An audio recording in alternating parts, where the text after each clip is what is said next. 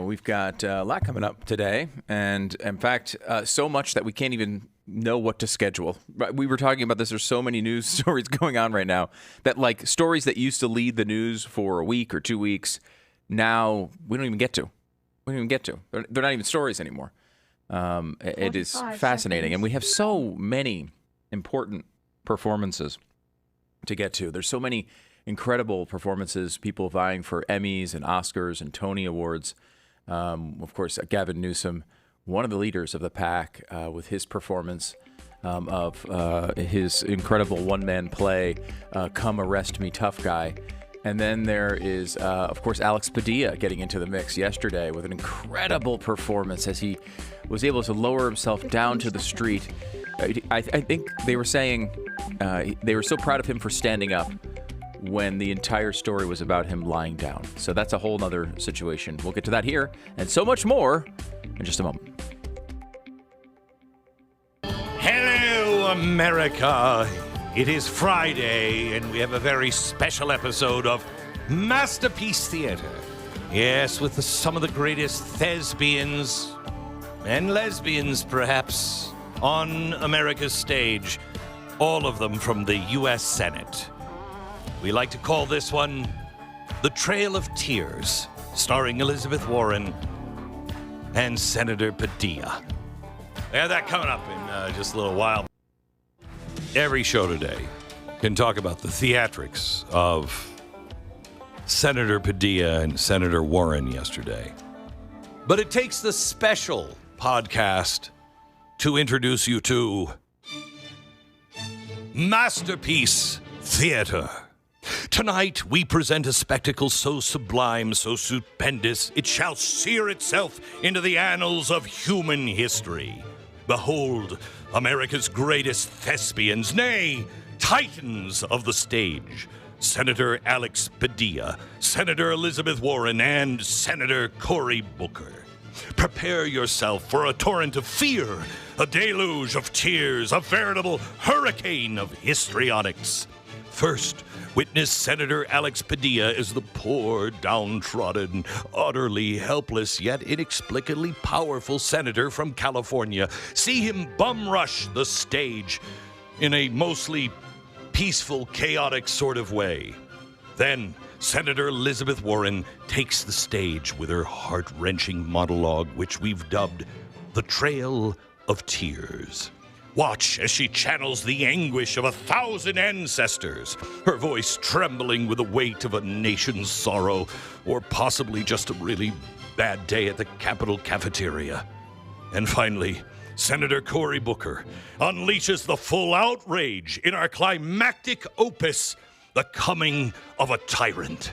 Feel the earth quake beneath his righteous fury. Marvel as he roars defiance. Is every syllable a dagger to the heart of despotism? Or at least to the heart of anyone who forgets to mute a Zoom call. So, dear audience, gird your loins for an evening and episode of passion, pathos, and possibly a few pulled hamstrings, because this is Masterpiece Theater. We join the action now in California at a Christie Nome press conference. And in the room somewhere in the back, Senator Alex Padilla. Let's listen in. The burdensome leadership that this governor and that this mayor have placed on this country and what they have tried to insert into this city. So I want to say thank you to every single person that has been able to do this. I'm Senator Alex Padilla. I have questions for the secretary, because the fact of the matter is a half a dozen violent criminals that you're rotating on your head. Okay. How dare them? How dare them indeed?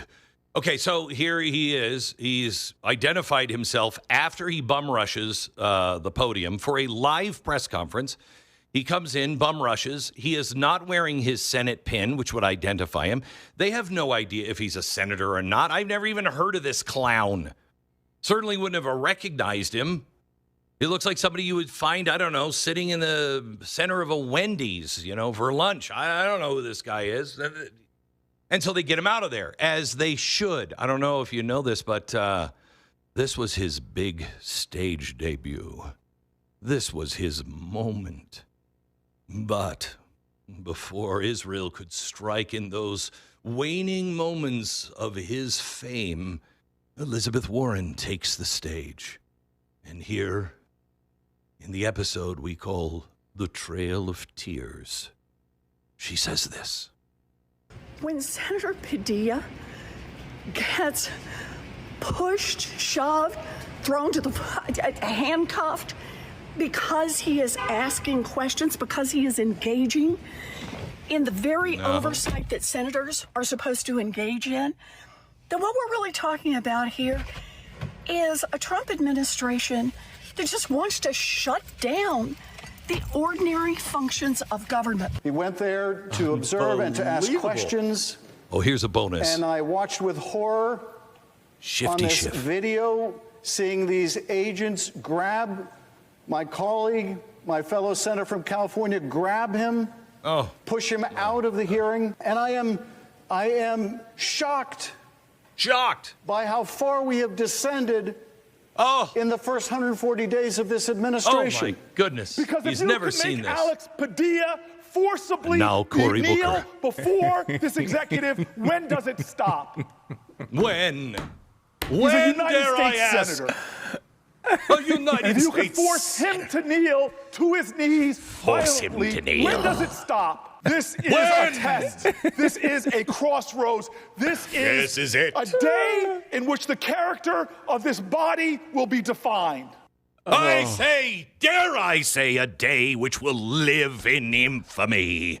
I shall not bow or even introduce myself, or, I'm just going to crash the press conference and then just try to hijack it. That's all I'm going to do. That's all I'm going to do. How dare you stop me? When did the Senate lose its decorum? I mean, I expect this now from the Congress. Generally, we've always known there are a few clowns in Congress, but now the senators are all doing it. I mean, there's nobody better at it than Cory Booker, though. I mean, you want to talk. He was good. He's good. Pathetic in every single way. I love Titan him. of the stage. Titan of the stage. Glenn, now you're a bit of a historian. You own a museum, right? You've been you're looking back at our history and throughout it. At any point in the Federalist Papers or in our founding documents, was there a path created for a senator to talk to a government official other than interrupting a press conference? Has anyone ever thought of a way for them to meet and discuss an issue of importance? No. It's in Section 2, Section 3 of the Constitutionist part. Right. Where they say, you got questions, you got to storm the room. You just got to storm the room. Don't tell anyone you're coming. Don't announce yourself in advance. Don't talk to the security. Say, hey, just by the way, I'm going to go talk to, my name is Senator Alex Padilla. I'm going to go up and talk. If you did say that and they said, sir, this is a closed press conference. She's not taking any questions. This is just a live broadcast. You can wait for her. She'll talk to you after. And then you say, I have the right to storm the room.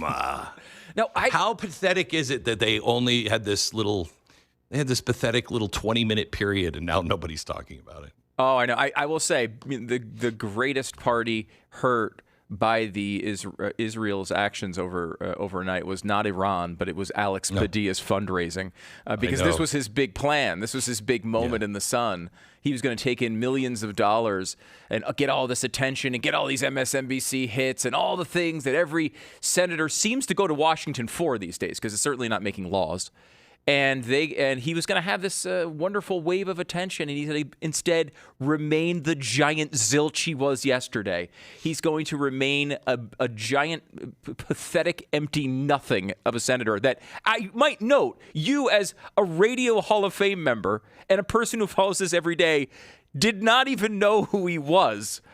I mean, it was kind of like, this guy named Alex Padilla. Maybe, I don't know. Heard the name. He's a senator. Perhaps. From Is that the where? Is that the ball club in Washington D.C.? No, yeah. No. It's incredible.